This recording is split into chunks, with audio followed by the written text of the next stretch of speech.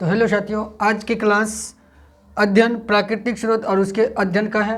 तो आप लास्ट तक बने रहें। तो आप अगर इस क्लास को देख लेते हैं तो आप अपने एग्जाम में आने वाले किसी भी प्रकार के अध्ययन से संबंधित प्रश्न रहेंगे तो आप उसे मिस नहीं करेंगे, आप अवश्य उसका आंसर कर पाएंगे।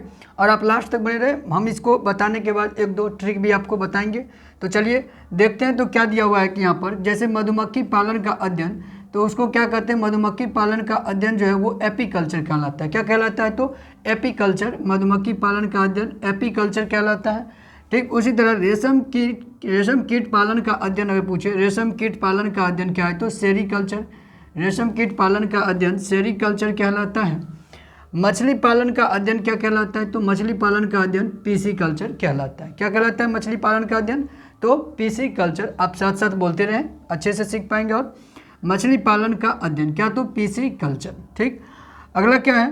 तो कवक का अध्ययन, कवक का अध्ययन क्या कहलाता है? तो माइकोलॉजी। कवक का अध्ययन क्या कहलाता है? माइकोलॉजी, माइकोलॉजी, कवक का अध्ययन माइकोलॉजी। ठीक, शैवाल का अध्ययन अगर पूछे तो फाइकोलॉजी, शैवाल का अध्ययन फाइकोलॉजी। पुष्पों का अध्ययन क्या कहलाता है? पुष्पों का अध्ययन तो एंथोलॉजी। क्या कहलाता है? तो एंथोलॉजी। पुष्पों का अध्ययन, पुष्पों का अध्ययन एंथोलॉजी। पुष्पों का अध्ययन क्या कहलाता है? तो एंथोलॉजी। फलों का अध्ययन तो पोमोलॉजी, फलों का अध्ययन पोमोलॉजी। अब अगर पूछ दे कि कीटों का अध्ययन क्या कहलाता है? तो कीटों का अध्ययन एंटोमोलॉजी। क्या है? तो कीटों का अध्ययन एंटोमोलॉजी, एंटोमोलॉजी कीटों का अध्ययन। पक्षियों का अध्ययन क्या कहलाता है? तो पक्षियों का अध्ययन कहलाता है ऑर्निथोलॉजी। क्या कहलाता है? ऑर्निथोलॉजी। पक्षियों का अध्ययन ऑर्निथोलॉजी। अगला 10 नंबर में क्या है? तो सर्पों का अध्ययन, सर्प का अध्ययन ऑफियोलॉजी, सर्प का अध्ययन ऑफियोलॉजी होता है। सर्पों का अध्ययन क्या कहलाता है? तो ऑफियोलॉजी। 11 नंबर में क्या कहता है? तो छिपकली का अध्ययन, छिपकली का अध्ययन क्या कहलाता है? तो सौरोलॉजी। क्या है? तो सौरोलॉजी। छिपकली का अध्ययन सौरोलॉजी।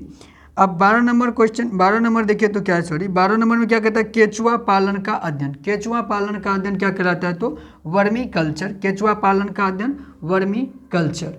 तो आप इसे अच्छे से याद कर लें तो आपको एग्जाम में बहुत ही हेल्प मिलेगा।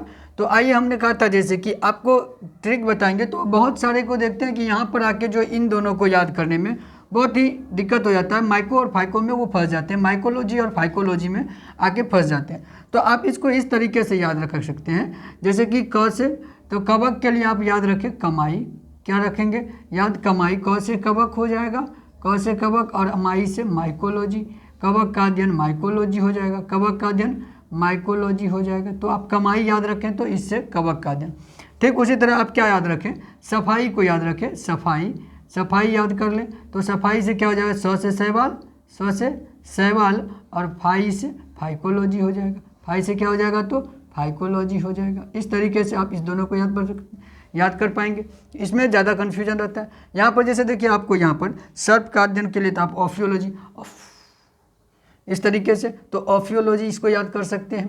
तो इसको याद करने के लिए आप अपना भी ट्रिक इस्तेमाल कर सकते हैं, आपको जिस तरीके से याद होता है, लेकिन याद करना तो अवश्य आपको ही पड़ेगा, क्योंकि इससे एग्जाम में क्वेश्चन रहते ही रहते हैं। तो आप अवश्य इसे याद करें।